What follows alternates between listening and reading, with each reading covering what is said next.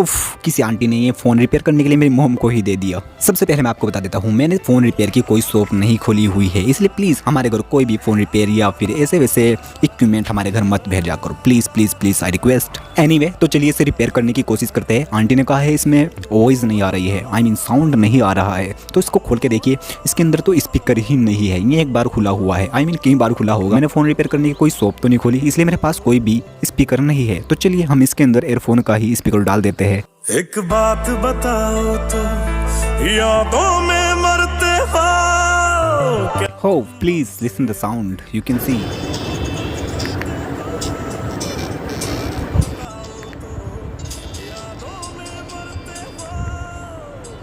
Aunty के लिए एक सब्सक्राइब तो बनता है। 50 रुपीज़ जो दिए है हमें अपनी खुशी में दिए है भाई, मैंने नहीं लिए।